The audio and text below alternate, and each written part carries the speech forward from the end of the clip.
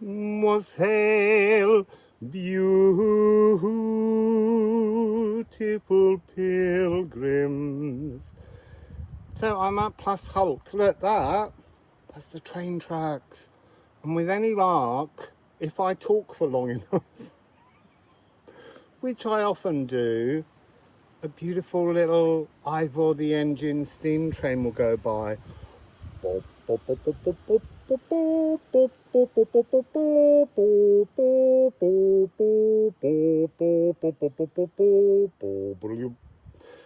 Ivor the Engine, for anyone that doesn't know, was a children's program in my childhood about a lovely little steam train, and it had a red dragon that used to heat the coal in the engine. And the theme tune I just sang was written by a guy called Vernon Elliott. And when I was on a music course at Benenden in my childhood, he was the bassoon tutor, and in a concert I persuaded him to play Ivor the Engine with me on the oboe and a friend on flute, because I'd made an arrangement of the theme tune. He was a bit grumpy about it, if I'm honest. But he did it. He did it. So I played Ivor the Engine with Ivor the Engine. So we need Ivor the Engine to stroll by. So, yeah, it's this new moon. Look, we need to think about this. Winter solstice or December solstice, because in the southern hemisphere it's the summer solstice. But in terms of the creation of Christmas, in the northern hemisphere, at the point of the winter solstice in December, the sun becomes stationary as it begins to turn the other way. And we have the longest night, the veil thins, and we see the ancestors. And then in pagan tradition, 3 days later, the sun, the orb, is reborn. And that was eventually stolen to become Christmas Day. Although there are links to Mithras and earlier fire messiah traditions. But anyway, the 25th. So the June solstice is no different. What's beautiful this year, though, is that the new moon is 4 days later on the 25th. So there's something really magical, but not just that, it's also in conjunction with Jupiter. So the sun and the moon will be at 4 degrees, and then Jupiter's at 3. So they've just passed. So they're separating, but they're separating with this huge amplification energy, this seeking new information. So in addition to that, Mars is in Virgo at 4 degrees. So that's going to have a link. But I want to go back to solstice just briefly. On solstice, if you look at the heliocentric alignment of the planets, every single planet except Mars had direct access to the sun, and there was this energy on the solstice of the sun energizing the earth, and the moon's just getting ready to come in. The problem with Mars not being able to get direct contact with the sun is it was passing through Mercury, and as Mars goes through Mercury, it creates frustrated, angry communication that is bursting out without thought. And all of the planets in heliocentric terms are all over the place, but Jupiter is high up. So Jupiter, when you look at the energy coming to the Earth, it has to be experienced through the expansion of the solar plexus. So this new moon energy, this expansive energy, is coming from Jupiter through the sun, through the moon and the emotions to our solar plexus to light us up with joy.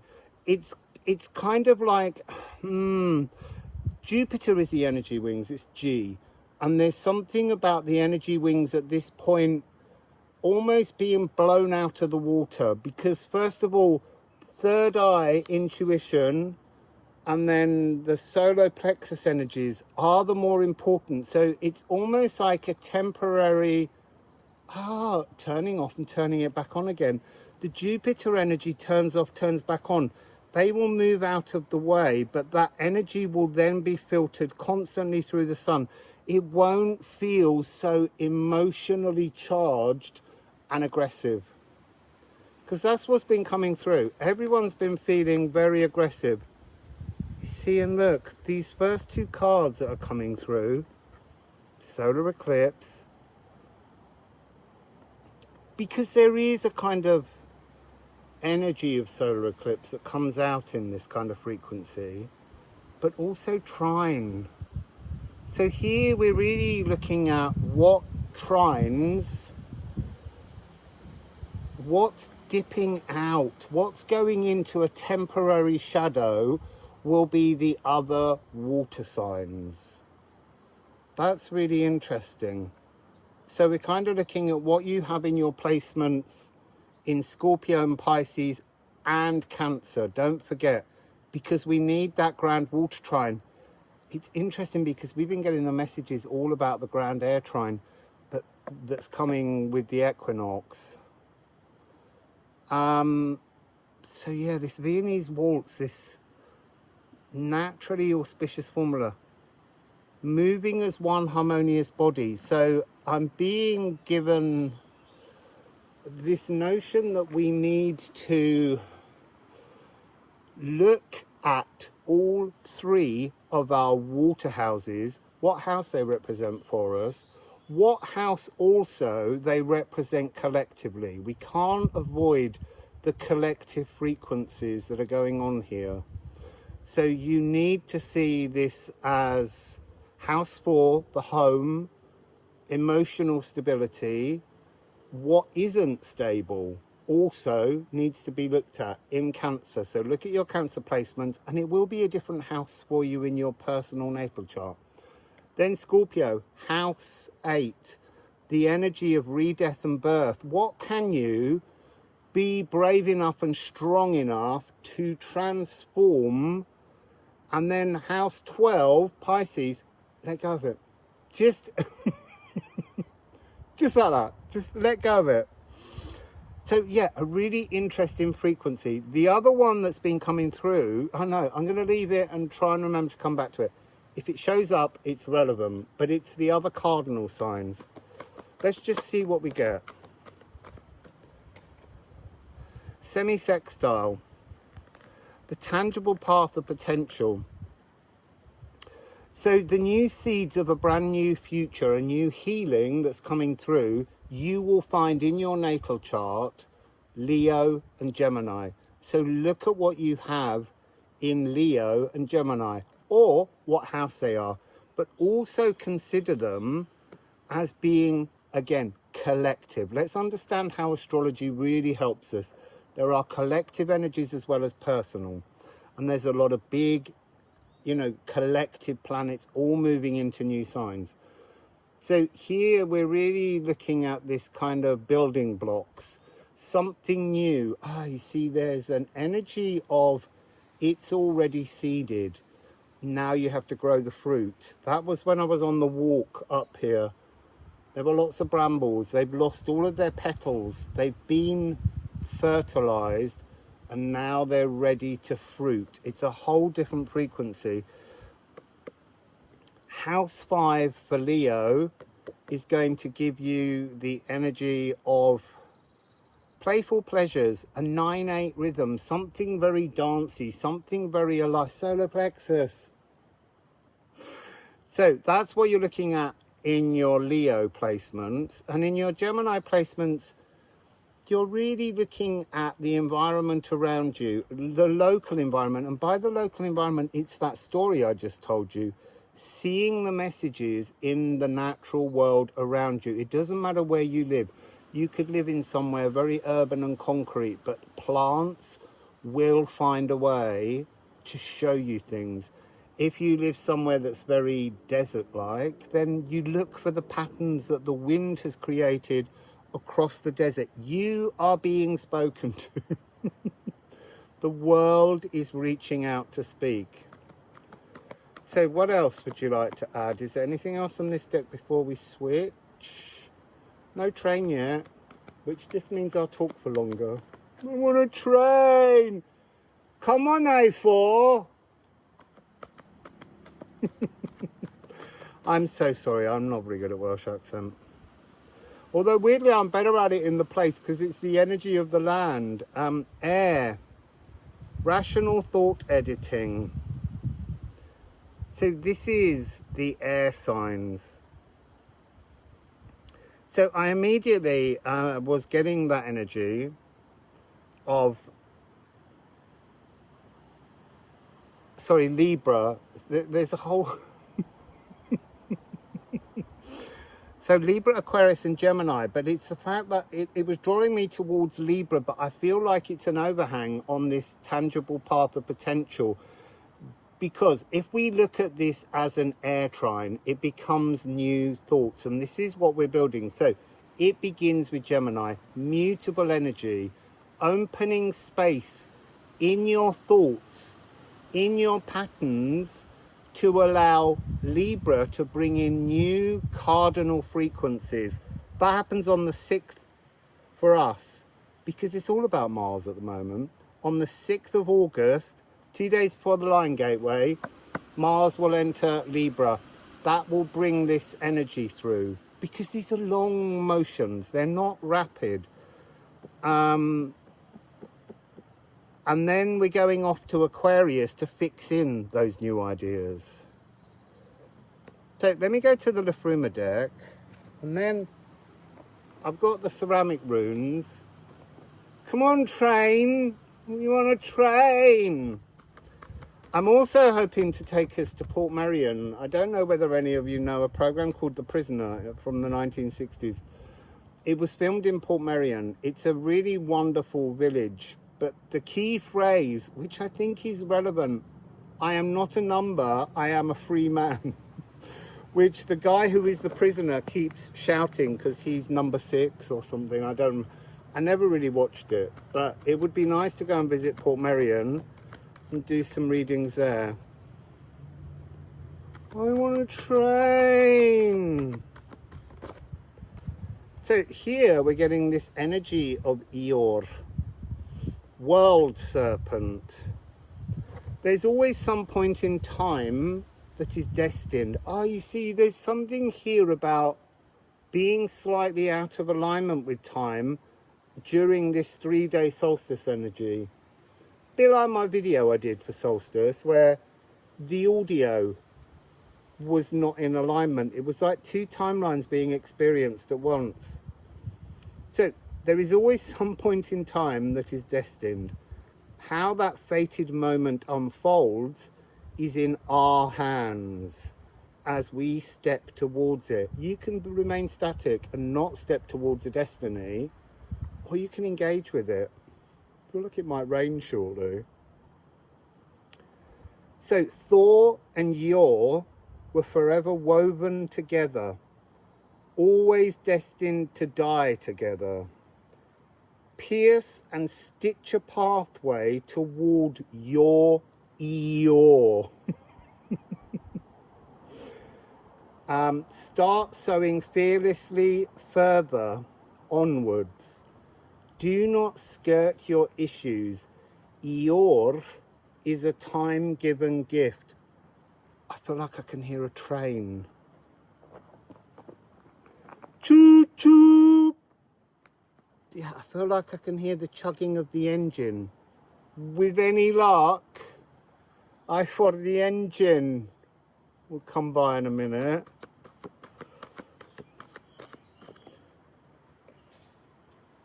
So here we have Cosmic Doubt.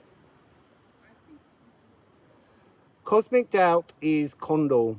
It's this energy of the heavens, the music of the spheres that I was talking about just now. That really important frequency of the alignments burning through the sun at the moment. When I do sound healing, it's really important to know the position of the different planets, because they bring a frequency towards us that informs our body.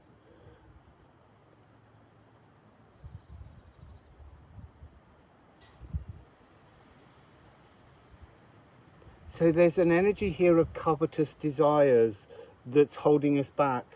Covetousness. It's really interesting as a frequency. Wanting something others have. Those avaricious bounties are pains, rains pulling at our bridled lives. All the while you want or have a kind of jealousy or an energy that you want something, you want to be something that someone else is or has, you will remain stuck. You will remain in the cosmic doubt. You have to embrace the beauty of the magic that is unique to us, unique to you. That's the frequency it's asking us to explore. I'm just keeping an eye on the numerology.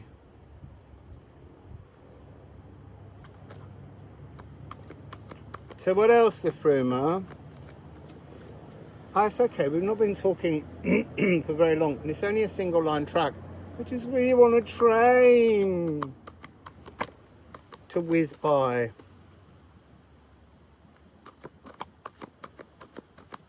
You see, we'll know because you'll hear the whistle. But I really did think I could hear the chug of the engine. Back to this, come on. New moon, new moon. There's something of this energy. I'm being shown 444, the Jupiter trap. This is what we're being given. The key to unlock the Jupiter trap. Because Jupiter is in Cancer, which is house 4. 444, the Jupiter trap. So this energy, stop chomping at the wrong bit. The cosmic well has gifts etched only in your name if you will just unlock. It's not about unlocking some kind of door. It's about unlocking a trap within our thought processes, our emotions, feelings. That's what needs to transform here. So we have 2 more. It's so beautiful. Again, 5, 4, 9 and 6, 4. An upload upgrade. The world giving you a mystical healing that will bring you into alignment with the natural world around you, but not the natural world you've previously witnessed. This really is a much more benevolent frequency, a spiritual 3-dimensional home. I'm saying that because we have to be wary of all the 4D, 5D, 6D energy, because they're weighted in a kind of toxic anticipation that never appeared. So it is a spiritual 3D connection to the natural world. The waterfall that watches. You see, I need to go to some more waterfalls, because I think the readings we're getting at the moment, they're to do with cardinal water, cardinal emotions. So we need to witness that cascade. This is my favorite line. Samba with the cascading joy of water's ceaseless laughter.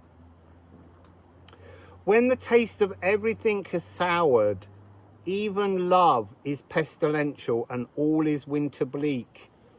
Because that's part of the drive of this Mars energy.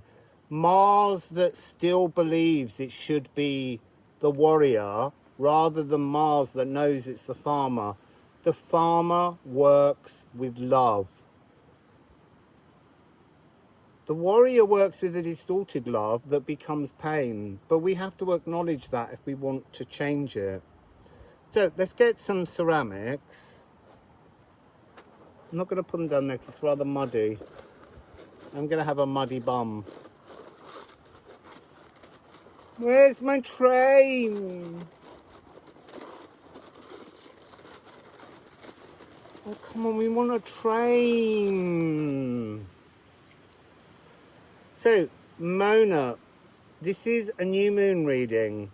So, what's coming through? The moon is male in the runes. The sun is female. So, it's just asking us to challenge our gender perceptions. That was a reading we had the other day. Not very popular, I might add. And then we have 15 elks. Recognize human versatility. Recognize human... This is again the versatility of communication. Don't go with the easy option of anger. Don't lash out. That's very much that hod energy where you lash out to hurt another. We don't need to do that. You know, if you want to lash out in any way, lash out with love. You know, love bomb somebody. Show someone how much their presence means. Demonstrate affection. Show somebody the calm and the warmth and the splendor of love. And then we have 69, waken. This is second awakening, but it's also like the awakening of the second half of 2025. This tree above me is really doing a little bit of a samba for us. So yeah, awakening, wake up. Don't get stuck in the malaise of the 444 Jupiter trap. Wake up. Because the card keeps saying, wake up. And we do. We need to wake up. We need to stop being driven into that energy of fear that's out there everywhere to try and hold you back. That's the Jupiter trap, the fear. Go into the new energy. So here we have 22. This is Ing. This is birthing divine masculine frequencies. The energy of hearing another's pain and responding appropriately, absorbing the pain. Again, it's this energy. I tell you something painful. Do you respond lovingly or do you get angry? Because that's been the triggering energy in the heliocentric layout, in the sound healing, to just not hear the pain of another and to spike forwards. Don't be involved in that. It's the wrong energy. You know, it doesn't warrant response. Because it's old school. It's the energy that has to be left behind. You see, there's something in that energy that's like about creating the old pattern of being the victim because you didn't hear the other story and projecting your victimhood onto another. It's the wrong frequency. We're moving into this seeded divine masculine frequency that hears the pain of another and absorbs it, transmutes it, transforms it. That acation energy. Actually, I've been downloading a lot of information about this realm of the acations, and I will do a reading on the acations. See, Hod's on the bottom, sorry, that was the energy I was seeing just now. We must wait to unmask, uncloak and be ready to sear with precision the target in our sights, lest we lash out and harm those we openly love. That's our frequency. So yeah, the acation energy is big. It's got something to do with this moment, with this solstice, with this transformation. It's got something to do with the 7th of July, Uranus moving into Gemini and beginning to create this air trine between Pluto in Aquarius. Ah, interesting. The incoming Mars in Libra. Yeah, that's fascinating. It's preparatory. Interesting. Yeah, so the occasions, there will be a reading on that. I just haven't gathered enough information. They are some kind of divine order of, and they feel very much like an elven light, but not at the same height. And they're dealing with, yes, the singing of love, but the unbinding of the victim, the unbinding of the trauma, the unbinding of, like they're throwing out these huge nets of love, new warp and wefts, to try and unbind the sticky, stuck, tough, emotional realizations that people have experienced and can't quite get off. A bit like when you get a spider's web, you know, and you go, and you think you got it off, and then all of a sudden it's like, whoa. Yeah, it's that kind of frequency. So we're on 25 minutes and still no train. Do they run on a Sunday? Oh, I'm taking us to Anglesey later today. We're going to a solstice festival installation at a wonderful Druid or ancient Neolithic site. So here we have Aquavita. This feels very much like the energy of solstice. This giant frequency of turning round. Time to skip this track.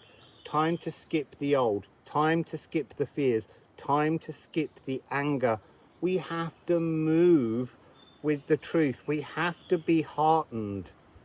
This that we're leaving behind was the right, wrong pathway. And we're moving towards a new sacred journey. You see, here it says, unable to accept that no time is a wasted journey. But it's actually coming across as this moment now is when we accept that no time is a wasted journey. And we've stopped knocking at the wrong door. It's like there's this, I'm knocking louder. No one's answering. I'm knocking louder. I'm determined that I will be heard. Oh, maybe the door comes inwards. It just feels like the door's open and we're standing there indignant. Indignant's been a really strong energy for a while.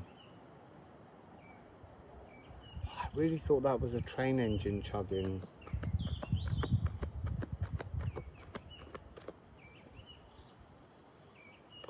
Gemini. See, it does have to do with Gemini. Gemini, the atomic blueprint, the holographic musical score. This is like the Akashic contract that you wrote by hand, that is you, that is in your DNA. It's like when I was in the Royal College of Music, one of the librarians said to me, here, hold this. And I was like, what is it? And she said, it's the holographic musical score of a Mozart symphony. He wrote on it. All of the ink markings were his. Perfect. No mistakes. Just the most incredible feeling. That's what this is. It's returning to feeling. There's something about the blueprint changing on the 7th of July. It's not long. This is the new moon preparing us for this frequency, settling into a new form, integrating changes, and it's got Mercury. So this ability to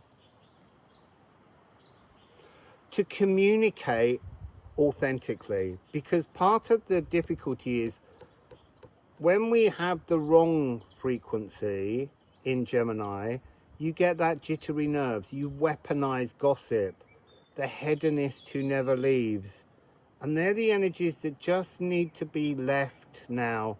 In the past, they were beautiful and they taught us things and they gave us good memories sometimes, but they're not always the best way to move forwards. So be decided, be intellectually sparkling, and be the weaver of word wizardry. I'm getting numb bum and legs waiting for my train. I might wrap up the reading, and when a train starts, I'll restart.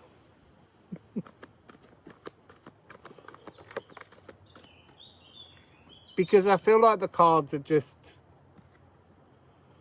getting a bit sort of, no, not stressed, but the cards don't want me to keep saying more things. But we do have Nide. And this is important because you can't see your emotions properly at this point, and they're expanding. So there's going to be some surprise feelings, but they are the very nutrients. That could be a train. They are the very nutrients that will burnish our sacral soul song. And then we have Ur, the wild, the untamable, the glossy black aurochs. You see, that's interesting. It's showing me that these giant ancient bulls are like freely roaming shadows, and somehow humanity destroyed them. But we need to somehow destroy our shadows by enveloping the lights from within them. Interesting. I don't quite know what that means, but this is the Ranger of Freedom, the Grazer of Thoughts, the resilient power to be its own keeper and keep roaming. We have to seek a greater sense of freedom. We can't remain trapped just because that's how life always was, and that there's some kind of futility around transforming it. The music of the spheres is changing everything. This 26,000 year cycle is ending. Don't get caught in fear. Get caught in love. Get caught in hope. Get caught in trust. I want a train. So Yana is to get caught, is to entangle, is to bind ourselves to, through the power of Frigg, with a talismanic thread of love. And we have Gutton. And Gutton is part of the frequency of the Acacians that I've been picking up. You can't enter Acacia, you can't access that binding that is the Acacian healing frequency unless you got your emotions.